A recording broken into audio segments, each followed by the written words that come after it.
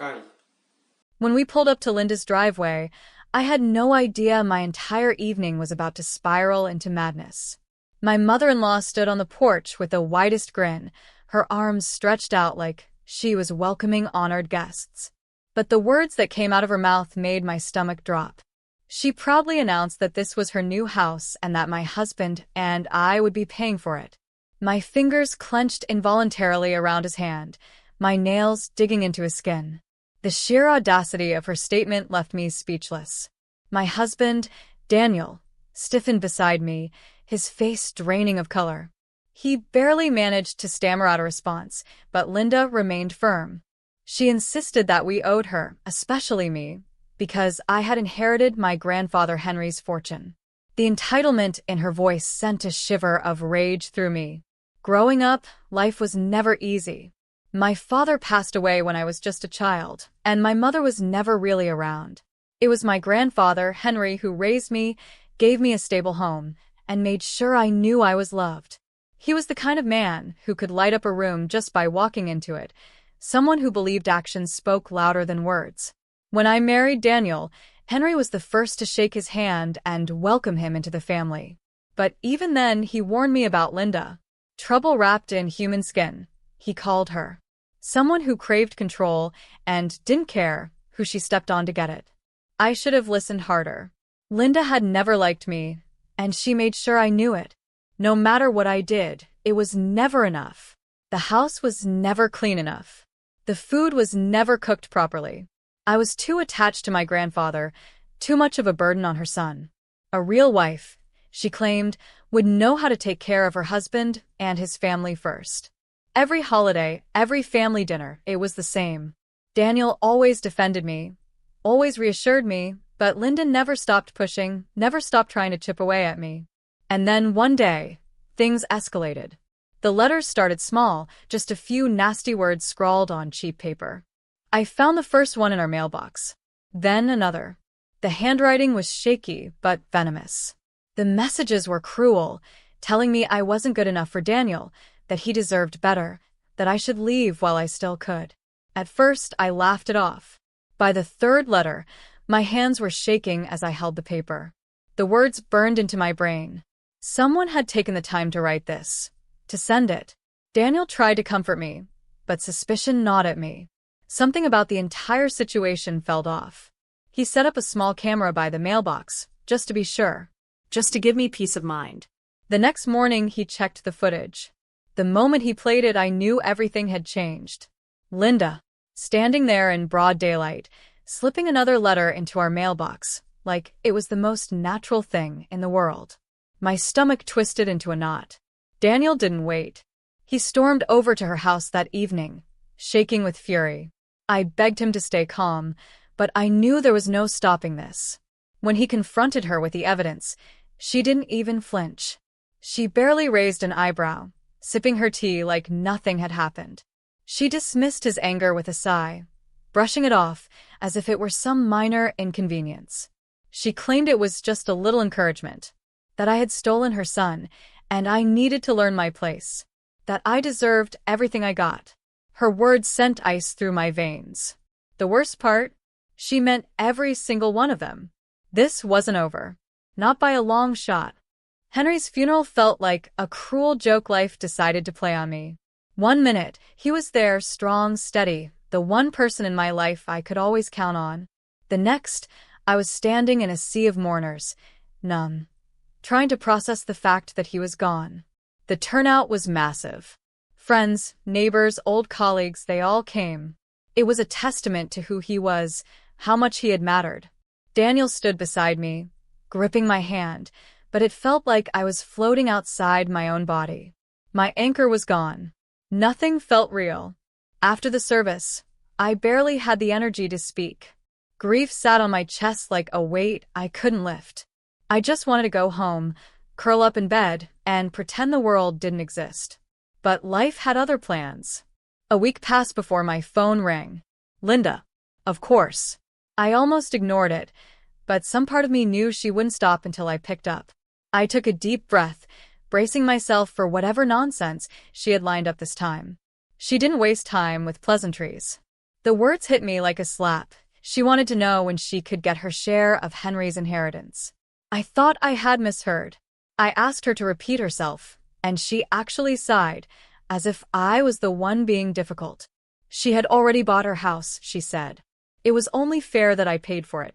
After all, I had so much money now. My stomach churned. She was serious. My grandfather had barely been in the ground a week, and she was already trying to cash in on his death. I told her, in no uncertain terms, that she wasn't getting a cent. I didn't care how entitled she felt. Henry's estate wasn't her business. I had inherited his assets, yes, but I wasn't going to bankroll her life. That's when she snapped. The venom in her voice made my skin crawl. She called me selfish, accused me of hoarding wealth that should be shared, said I was ungrateful, that she had every right to expect something. Then she went for the kill. She said Daniel should leave me. My breath caught in my throat. She was really doing this. She was really trying to turn my own husband against me over money that wasn't even hers. She kept going, ranting about how she had sacrificed so much for her son, how I had poisoned him against his own mother. How, if he had any sense, he would divorce me and make sure she got what she deserved. I hung up on her mid-sentence. My hands were shaking. The anger, the disbelief, it was too much. Daniel walked in just as I was setting the phone down, his face creased with concern. He knew, just by looking at me, that something was wrong. I told him everything. Every disgusting word. She had just spat at me. I watched his face harden as I spoke, his jaw clenching. He didn't say much, just pulled me into his arms, holding me so tight I could barely breathe. But I knew. This wasn't over. Not even close. Finding out what Linda had done should have shocked me, but by that point, nothing about her could surprise me anymore. The real bombshell was just how deep she had buried herself. Daniel and I had been trying to move forward, ignoring her calls, refusing to let her manipulate us any further. But then the truth came out. Linda had taken out a massive loan from some shady private lender. No guarantees, no collateral. She had banked on one thing, that I would pay it off. She never even told Daniel, never consulted her own husband. She had just assumed that my inheritance was hers for the taking. It wasn't even a small loan. The amount was staggering, enough to buy a house, remodel it, and still have some left over. And she had done it all, without a second thought. The worst part? She had kept it a secret from Daniel's father, too. He had no idea she had bought a brand new beach house. No clue she had spent an obscene amount of money furnishing it, planning some grand surprise for him. She must have thought he'd be thrilled, that he'd see it as a romantic gesture. But when he found out how she had actually paid for it by gambling on my inheritance, everything exploded. I wasn't there for the fight, but Daniel was. He told me later that he had never seen his father that furious. The man wasn't the yelling type, but this time, he let loose. He wanted to know how she could be so reckless, how she could make such a colossal financial decision without even speaking to him. She tried her usual excuses, spinning it as a gift for them both, something they could retire in and enjoy together. But he saw right through her. The final straw? She actually tried to argue that Daniel and I would have covered the payments anyway, so what did it matter? That was it. He packed a bag that night and left. After decades of marriage, he was done. I had never thought I would see the day when someone would leave Linda. She always had a way of making people stay, of making them feel like they owed her. But not this time. The fallout was brutal. The financial company she borrowed from wasn't playing around. Calls started coming in, demanding payment. She had no way to cover it. Her house wasn't even fully paid for. She was drowning, and no one was coming to save her. Daniel barely spoke on the drive home. I could feel the weight of it on him. Losing a parent like that, even one as toxic as Linda, still left a wound. He didn't say it out loud, but I knew he was grieving, not for the mother he had, but for the one he wished she could have been. A week passed before she called again. Daniel let it ring. She left a voicemail, her voice thick with desperation. She said she had no one left, that she was alone, that she needed help. For the first time, I think she actually meant it, but we were done. For good. I deleted the voicemail, without listening to the rest. It was over. Linda's downfall wasn't sudden. It was a slow, agonizing collapse. The debt collectors weren't going away, and with no savings, no assets, and no one left to manipulate, she had no way out. She was forced to sell the beach house, but the real estate market wasn't in her favor. The house went for a fraction of what she had paid, leaving her still drowning in debt. Worse, Daniel's father refused to have anything to do with her. She was truly on her own. No more family to lean on. No more cushy life. I only found out about all of this through small bits of information that trickled in. A neighbor of Linda's, someone who had always been nosy but generally harmless, mentioned seeing moving trucks outside her house. That was the first sign something was wrong.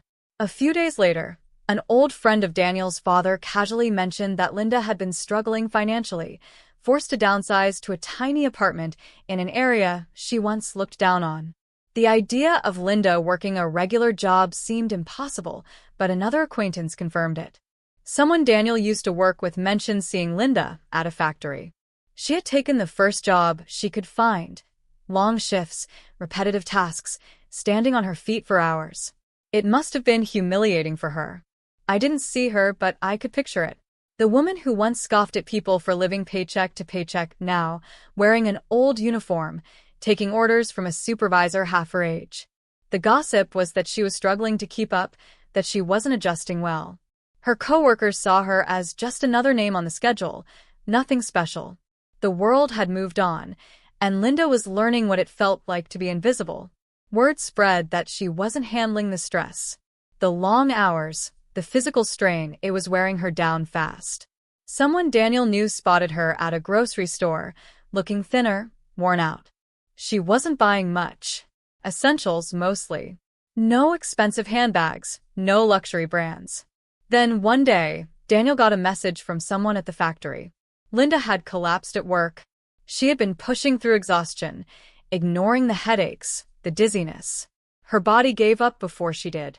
She had been taken to the hospital, treated for dehydration and exhaustion. When she woke up, she was alone. No visitors, no one to drive her home. The hospital discharged her the next day, but the bills were more than she could handle. She had nothing left. That's when the emails started coming in. First to Daniel, then to me. She claimed she had changed, that she had learned her lesson. She begged for another chance, for help. She didn't even try to hide the real reason. She needed money. Hospital bills, rent, food. It was all too much. We didn't answer. She tried again. Another email, this time more desperate. More promises. More apologies. Still, we didn't respond. She even reached out to Daniel's father, the man she betrayed. He had nothing to say to her. Then, finally, one last email. A single sentence.